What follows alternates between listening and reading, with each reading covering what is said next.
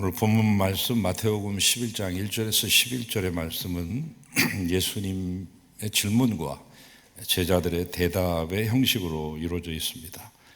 묻고 대답함으로 스스로 생각하게 하고 정답이 무엇인지를 스스로 발견하게 하시고자 하는 주님의 대화 기법이죠. 우리 주님은 대화의 달인이십니다.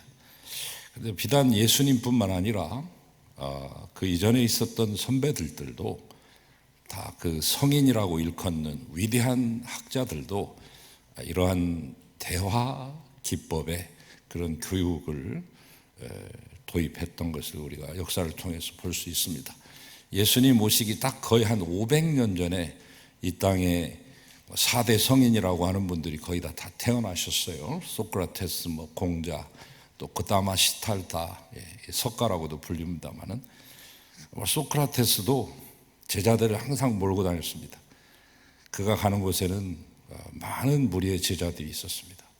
그 핵심 제자인 7명을 비롯해서 수십 명의 제자들이 늘 이렇게 물밀듯이 몰려다녔는데 유명한 제자 가운데 견유 학파를 만들었던 그런 제자도 있고요. 여러 가지 학파를 만들었습니다. 걸출한 스승 밑에 또 걸출한 제자가 나오는 거니까 파이돈이라고 하는 그런 학자도 나왔고, 여러분 잘 아시는 플라톤도 소크라테스의 직제자죠. 그래서 늘 묻고 대답하고 이런 그 교육법을 택했습니다. 공자도 그랬습니다. 그 제자들 한 70명을 몰고 다녔습니다. 자로랄지 안회랄지 또 증자도 공자의 제자죠. 항상 대화했습니다.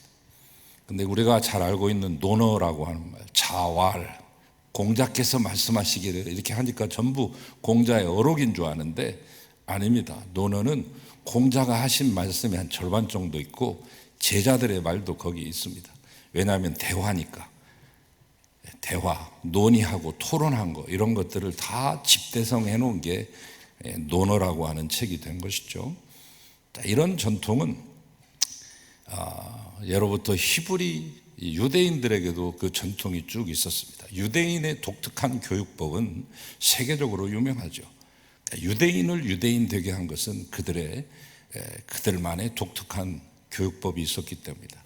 그 교육의 근간을 이루는 두 가지의 기둥이 있는데 하나는 쉐마며 또 하나는 하브루타입니다. 쉐마는 여러분 잘 아시다시피 신명기 6장 4절에서 9절에 있는 말씀, 이스라엘아 들으라, 오직 너희 여호와 하나님을 사랑하고 목숨을 다하고 힘을 다하고 정성을 다해서 하나님만을 섬겨라 라고 하는 이 주가 되는 하나님 제일주의 중심주의의 이 하나의 기둥과 또 하나는 대화 기법의 그런 교육법입니다. 하브루타라고 그래서, 하브루타라고 하는 말은 아람어에서 나온 말인데 이것은 동료외 이런 뜻입니다. 동반자 관계 이런 것을 뜻하는 말입니다. 지금도 이스라엘 사람들은 교육기관을 가지고 있습니다. 고등학교, 대학교 이런 것보다 더 중요한 교육기관이 있습니다. 그들의 평생의 교육기관, 전통적인 교육기관, 잊을 수 없는 교육기관, 빼앗길 수 없는 교육기관, 그 이름은 예시바입니다. 예시바. 지금도 학생들 수많은 청년들이 이 예시바에 가서 공부합니다. 그 예시바에서 공부하는 교육의 기법이 하브루타인데 2명씩 짝짓고 때로는 2명이 안 맞으면 또 3명씩 짝짓기도 합니다. 그래서 늘 대화합니다. 묻고 대화하고, 한 사람이 일방적으로 말하는 게 아니라 이 사람이 물었으면 다음번에는 반대편 상대편이 묻기도 하고 묻고 대답하고 하는 이 하브루타라고 하는 교육법이 있기 때문에 아마 예수님도 아마 그런 전통적인 그런 유대인만의 이런 대화, 서로 주고받는 이런 대화의 기법을 사용하신 것 같습니다. 그래서 예수님이 세례 요한을 보려고 광야로 나간 무리들에게 던지신 질문입니다. 너희가 무엇을 보려고 광야에 나갔더냐? 일찍이 예수님이 가이사랴 빌립보에 베드로를 비롯한 제자들을 데리시고 바네아스 폭포 아래서 그늘 밑에 쉬고 계실 때 주님이 툭 던지신 말씀이 있습니다. 얘들아, 요즘 사람들이 나보더러 누구라고 하더냐? 엘리야라고도 하고요. 죽었던 세례 요한이 살아왔다고도 하고요. 그리고 음유 시인이라고도 하고요. 우리 한국식으로 말하면 방랑시인 김삿갓이라고도 합니다. 그래? 그러면 너희는 나를 누구라고 하느냐? 이렇게 묻습니다. 이 대답에 기다렸다는 듯이 주저할 것 없이 주는 그리스도시요 살아계신 하나님의 아들입니다 라고 말했던 베드로의 멋진 고백을 이끌어냈던 그 현장이 가이사랴 빌립보죠. 자, 오늘 또 그걸 연상하시면서 묻고 대답하는 이 질문법을 통해서 무엇을 주님이 말씀하시려고 하는가 하는 것을 찾아내야 되겠습니다. 이 질문이 왜 나왔나? 그 질문에 대한 대답은 그 위에 답안지가 이미 제일 먼저 나왔습니다. 세례 요한 때문에 나온 것입니다. 세례 요한을 설명하기 위한 질문입니다. 예수님이 작업이 들어간 거죠. 질문 작업. 세례 요한 참 대단한 분이죠. 예수님도 인정해주고 요즘식으로 말하면 엄지척 해주는 존재입니다. 세례 요한이 바야흐로 헤롯의 미움을 받아서 투옥되기 전까지 그의 광야 생활이랄지 그의 사역과 그가 선포했던 메시지는 그야말로 커다란 선풍을 일으켰습니다. 수많은 사람들이 마치 메시아가 온 것 같은 느낌과 착각을 가진 정도로 굉장했습니다. 이해가 잘 안 되시면 요즘 BTS급 인기라고 생각하시면 되겠습니다. 그 당시에 유대 땅에서 최고의 화제 인물을 세례 요한이었습니다. 그 당시는 이제 헤롯 대왕, 예수님을 잡아 죽이려고 어릴 때 잡아 죽이려고 했던 헤롯 대왕은 죽고 그의 아들들이 헤롯 대왕만 못하거든요. 변변치 못하니까 로마에서 너네들은 아직 깜들이 못 되니까 분할 통치해라. 성경에는 그걸 분봉왕이라고 말했습니다. 그래서 제일 큰형인 헤롯 아켈라오는 유대와 사마리아를 통치하고 있고 두 번째인 헤롯 안티바스는 갈릴리를 통치하며 막내인 헤롯 안티바스의 이복 동생인 헤롯 빌립은 그 나머지 지역을 이두메랄지 이런 나머지 지역을 통치하던 때입니다.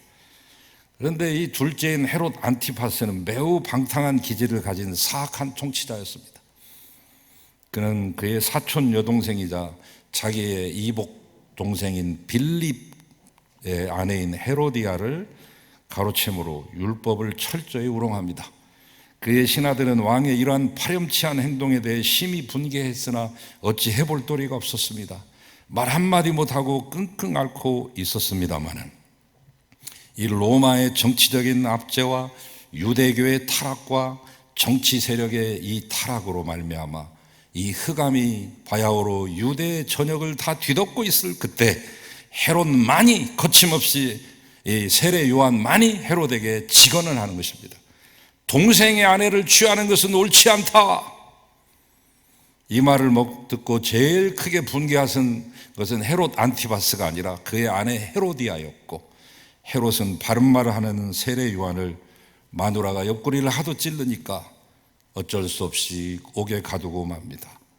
그 후에 목이 베어지고 쟁반에 담긴 채 간교한 헤로디아에게 그의 목이 받쳐지고 그는 순교하게 되죠. 자, 이제 그는 감옥에 있는데 단순한 감옥이 아닙니다, 여러분. 임금님 별장에서 죽었습니다. 당시의 통치자들, 특별히 유대교는 이 유대 지역은 덥기도 하는 지역이고요. 그렇기 때문에 별장을 많이 뒀습니다. 여름 별장, 겨울 별장. 겨울 별장. 겨울에 가서 따뜻하게 날 수 있는 마사다 같은 요새가 그런 거죠. 여름 별장도 있습니다. 여름에 너무 더우니까 좀 시원한 곳으로 옮겨서 거기서 지내는 것입니다. 거기서 진물을 보는 것인데 그 여름 별장 중에 하나인 마케루스라고 하는 곳, 그때 마침 이 마케루스에서 이제 헤롯 안티파스가 진물을 보고 있을 때 이 세례 요한을 감옥에 가두는데 자기가 있는 그 여름 별장 마케루스의 동굴 감옥에다가 투옥을 시키는 것이죠. 이 동굴 감옥에 갇혀서 이제 죽을 날만을 기다리고 있었던 이 세례 요한이 어느 날은 갑자기 턱을 괴고 곰곰이 생각해 보는 것입니다. 과연 예수라는 그분이 메시아가 맞는가? 그렇다면 내가 왜 감옥에 있어야 되고 죽음만을 기다려야만 한단 말인가? 이런 생각이 들었습니다. 불현듯이. 이 말은 세례 요한이 예수 그리스도가 메시아의 힘을 의심했다는 말씀이 아니라 메시아의 사역을 이뤄가는 과정과 그 방법과 그 범위와 그 때를 보다 더 자세히 알고 싶어서 자기의 제자들을 감방으로 면회오라고 해가지고 제자들을 시켜서 예수님한테 물어보라고 한 겁니다. 자기의 희생의 가치에 대한 확고한 믿음을 얻기 위해서, 재확인하기 위해서, 그러면 그렇지 예수님이 메시아이지 내가 여기서 이제 기꺼이 죽어도 좋겠다라고 하는 그 확신을 갖고자 예수님한테 가서 뻔한 얘기지만, 자기도 알고 있는 얘기지만 예수님의 입으로 듣고 싶었던 것입니다. 그래서 요한의 제자들이 예수님을 찾아가서 물어본 거 아닙니까? 오실 그이가 당신입니까? 이렇게 우리 선생님이 물어보라고 하는데시오. 그때 예수님 말, 너희가 가서 듣고 보는 것을 요한에게 고하거라. 소경이 보고 안진뱅이가 일어나며 문둥이가 깨끗함을 당하며 죽은 자가 살아나며 가난한 자에게 복음이 전파되는 것을 그대로 전하거라. 이 말을 들었던 요한의 제자들이 자리에서 뻘떡 일어나서 감옥에 있는 스승 요한에게 전하기 위해서 그 자리를 막 떠난 후에 이루어진 사건이 오늘 본문입니다. 예수님은 거기에 있던 무리들, 즉 왕년의 세례 요한의 설교를 들어보려고, 유대 땅에 사는 사람 치고 세례 요한의 설교를 한 번도 안 들어본 사람은 간첩입니다. 왕년의 세례 요한의 설교를 듣기 위해서 저 유대의 광야, 그 광야까지 나갔던 사람들에게 지금 묻고 계십니다. 너희가 무엇을 보려고 광야에 나갔더냐? 오늘 우리에게도 묻고 계신 말씀입니다. 너희가 무엇을 보려고 광야에 나갔더냐? 흔들리는 갈대냐? 첫 번째 질문.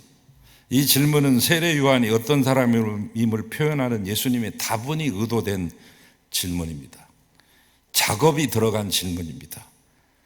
너희가 갈대 보려고 간 것은 아니지 않느냐라고 하는 그런 뜻을 담고 있는 겁니다. 그래서 너희가 갈대나 보려고 광야에 나간 것이냐? 이렇게 물으신 것이죠. 반어법적이며 역설법적인 어법이 되겠습니다. 세례 요한은 바람에 흔들리는, 중심 없이 줏대없이 흔들리는 갈대 같은 사람이 아니라는 것을 강조하기 위해서 그렇게 물으신 것입니다. 세례 요한은 자기의 할 일이 무엇인지를 분명히 아는 사람입니다. 그리스도의 오심을 준비하는 사람임을 분명히 했습니다. 자기의 인기가 BTS급 최고의 인기 절정, 하늘을 찌르는 그 인기를 구가하고 있을 때조차도 자기는 메시아가 아니라고 강하게 부정하며 나는 심지어 그분의 신발끈도 메어드릴 자격이 없노라고 끝까지 겸손하게 섬기는 태도를 바꾸지 않는 굽힘이 없는 사람이었습니다. 소신이 뚜렷한 사람, 조그만 미풍에도 쉽게 흔들리는 갈대 같은 당대의 지도자들과 갈대 같은 우리와는 달리 세례 요한은 어떤 권력의 압제 속에서도, 그 서슬퍼런 그 권력 속에서도 양심과 믿음을 굳게 지켜낸 사람이죠. 여러분, 거친 바람이나 큰 파도가 몰려올지라도 흔들리지 마시기 바랍니다.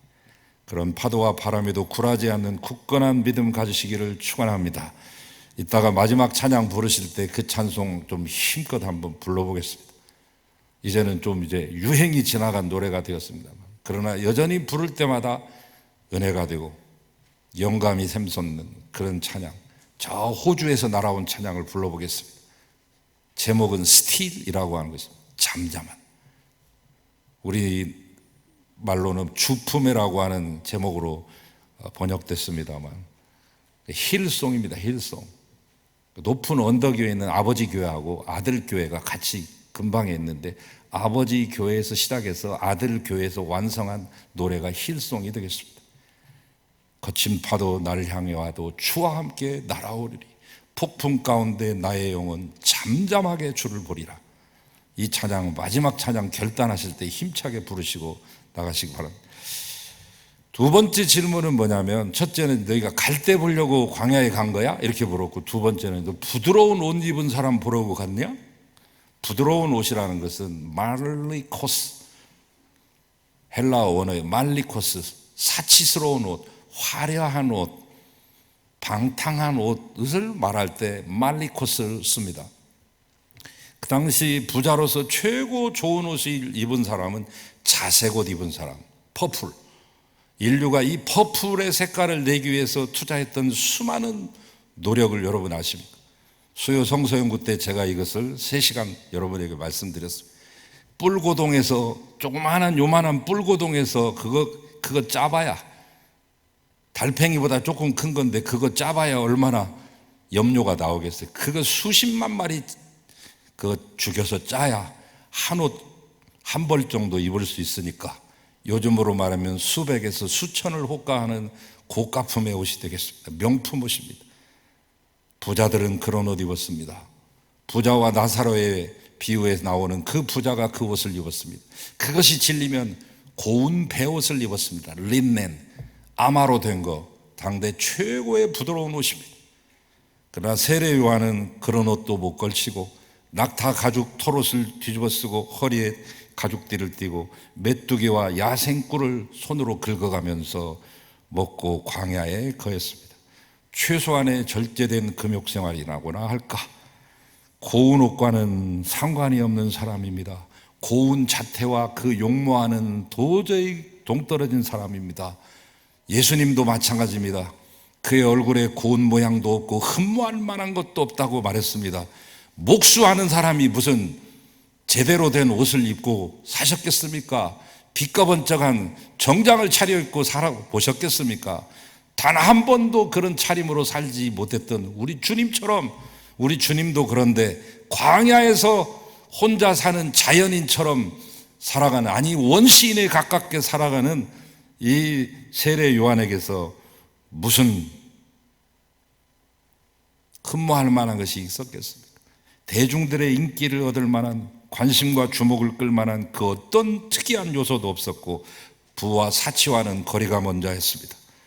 요즘 세상 옷이 날개라는 속담이 있을 정도로 어느 정도의 외모도 중요합니다만은, 아니 솔직히 말하면 외모 지상주의가 판치고 있습니다만은, 아니 교회마저도 그렇게 되어가고 있습니다만은, 부자를 대접해주고 가난한 자들은 괄시하는 교회들이 생겨나고 부자들만의 교회들이 탄생하고 있습니다만은, 그러나 여러분, 외모만으로 한 사람의 됨됨이를, 그의 능력을, 그의 인격을 우리는 판단할 수 없습니다. 물론 깨끗하고 단정한 모습은 예의 범절로서 꼭 필요한 것이고 권장할 만한 것이죠. 그리고 외모도 또 다소 필요해요. 같은 일을 해도, 똑같은 스펙을 갖춰도, 토익 점수가 똑같고 똑같은 학교를 나왔고 똑같은 봉사활동을 했어도 얼굴이 조금 용모가 반듯하면 그 사람한테 더 관심을 가지고 이 면접 채점단이 조금 더 가산점을 주는 세상이니까요. 그러나 사람은 외형보다 내면이 더욱 중요합니다. 예수님은 바로 그 세례 요한의 외면을 보지 아니하시고 내면을 보셨습니다. 마치 주님이 엘리압이나 삼마형과 같이 구척장신, 팔척장신, 상남자 중에 상남자, 복근 식스팩, 에이팩을 장착하고 있는 그 다윗의 첫째 형, 둘째 형, 셋째 형보다 말제 다윗에 주목하시고 중심을 보시고 그를 택하셔서 당신의 구원 역사의 중심에 세워주신 것처럼 하나님은 오늘 또 우리의 중심을 보십니다. 외적인 거 가지고 평가하지 맙시다. 규모와 숫자에 연연하지 맙시다. 작지만, 비록 초라하지만 하나님이 함께 하시는 다윗, 하나님이 쓰시는 물맷돌이 됩시다. 예수님이 세례 요한을 귀히 여기신 것도 그의 외모나 어떤 특정 요소에 이끌려서 된 거 아니고, 그리고 인간적으로 보면 세례 요한은 가까운 형이었습니다. 이종 사촌 형쯤 될까? 친척 중에 아주 가까운 인척입니다. 6개월 먼저 세상에 출생한 6개월 형입니다. 인척이기 때문에 그를 칭찬한 것도 아니고, 그의 신앙의 인격과 그의 메시지에서 그의 귀한 사역에서 예수님의 칭찬이 생겨난 것이죠. 우리 교회도 목회자도 성도도 다 마찬가지. 1차는 교회는 성도들의 모임 아닙니까? 하나님이 택하신 백성들의 모임 아닙니까? 성도 개개인을 가리켜 교회라고 말씀하는 거 아닙니까? 코로나 시대를 당하여서 더욱더 뼈저리게 느끼는 것은 눈에 보이는 건물은 교회가 아니라는 것이, 물론 그것도 교회지만 그것은 예배당입니다. 건물이, 조직이, 규모가 교회를 결정짓지 않습니다. 그 교회에 모인 성도들이 교회를 결정짓는 것입니다. 그러므로 바로 여러분이 중요하신 것입니다. 마지막으로, 흔들리는 갈대도 아니고 그리고 부드러운 옷을 입은 사람도 아니라면 뭘 보러 갔냐 그러면서 마지막으로 주님이 답도 하셨잖아요. 니네 그 선지자 보러 간 거 아니야? 세례 요한 보러 간 거 아니냐? 그런데 너희들이 보러 가랬던 그 세례 요한은 11절에 보면 여인이 낳은 자 중에 이보다 큰 자가 없다. 최고, 최강, 극강의 칭찬을 하고 있습니다. 11절에 보면 메시아의 길을 예비한 사람이야, 이렇게 설명해 줍니다. 새로운 시대, 복음의 시대를 열어가는 데 있어서 커다란 견인차의 역할을 했던, 한 시대를 어거했던 세례자 요한을 가리켜 예수님은 친히 감히 큰 사람이라고 말씀하십니다. 그런데 세례자 요한은 구약의 마지막 예언자예요. 구약의 마지막 예언자는 말라기 400년 전에 활동하고 그 예언자의 맥이 다 끊긴 줄 알았더니 하나님은 그래도 예언자다운 예언자, 예수님 오시기 직전에 마지막 예언자를 준비하신 거 아닙니까? 그는 구약시대의 마지막 예언자이며 메시아의 길을 예비한 예언자입니다. 그의 역할을 다 한 사람입니다. 그가 지금 비록 마케로스 감옥에, 동굴 지하 감옥에 있지만 그는 매우 큰 역할을 감당했던 사람이기에 9절에서 예수님은 이런 말씀을 하십니다. 세례 요한을 가리켜 선지자보다 더 큰 자라 하더라.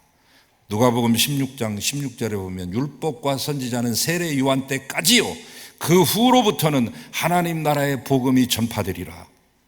율법과 선지자의 마지막 종점, 종지부를 찍고 새로운 시대 예수 그리스도를 통하여 전해지는 복음 선포가 그 후로부터 시작된다.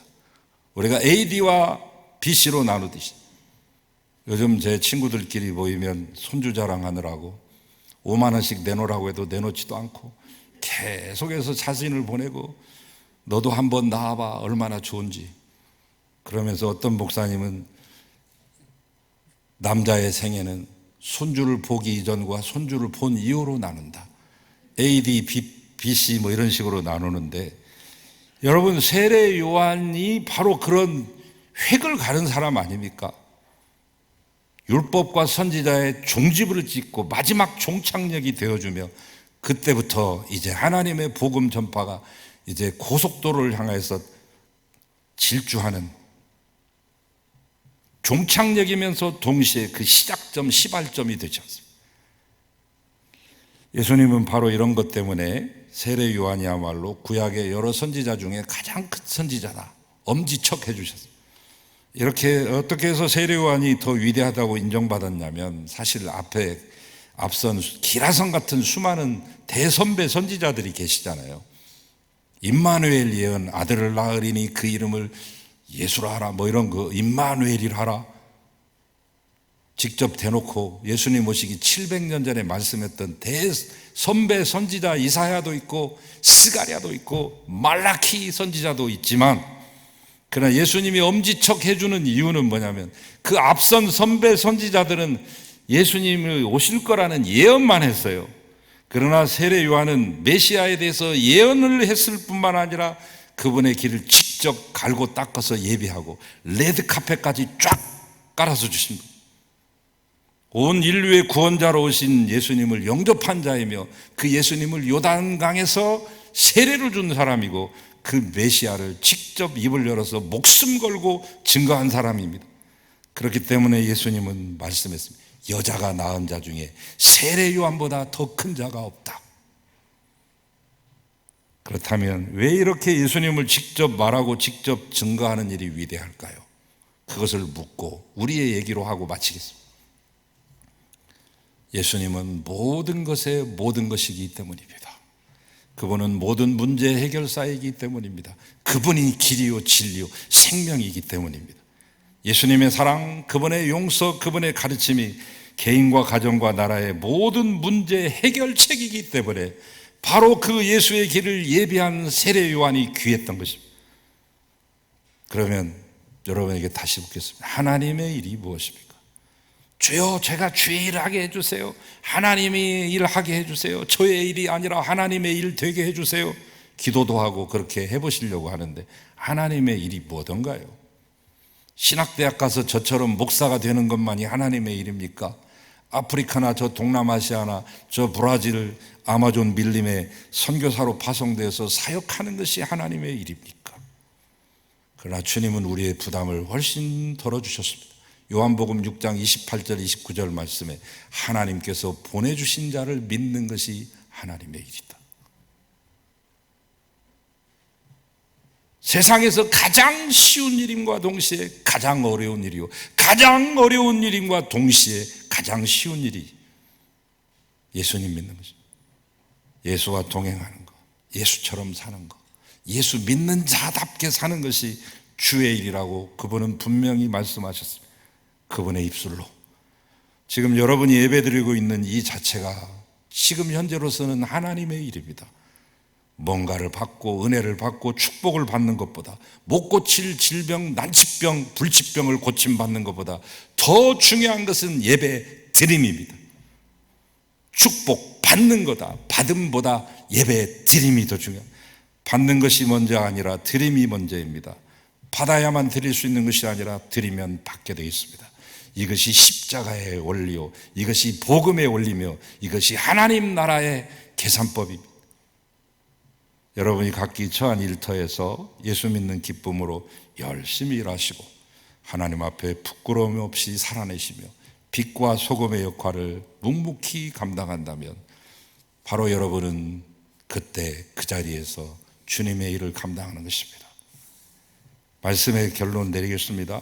힘들고 어려운 시대에 살아가시지만 흔들리지 않았던 세례 요한과 같은 귀한 믿음의 사람들이 되시기를 축원합니다.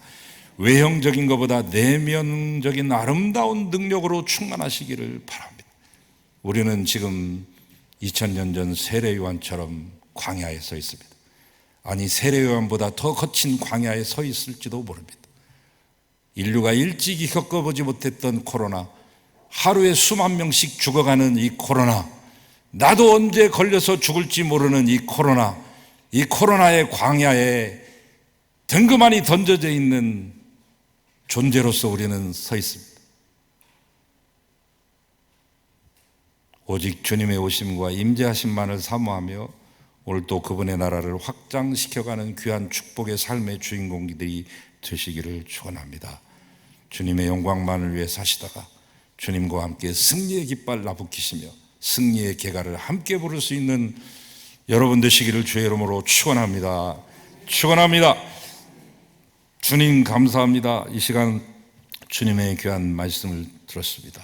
무엇을 보러 나갔느냐 물으시는데 주님을 보게 하시고 주님만 붙들어 이 험한 광야 생활 너끈히 이겨나가게 하시고 거친 파도 험한 세상 주님의 손잡고 날아오르게 하소서. 예수 그리스도의 이름으로 기도합니다. 아멘.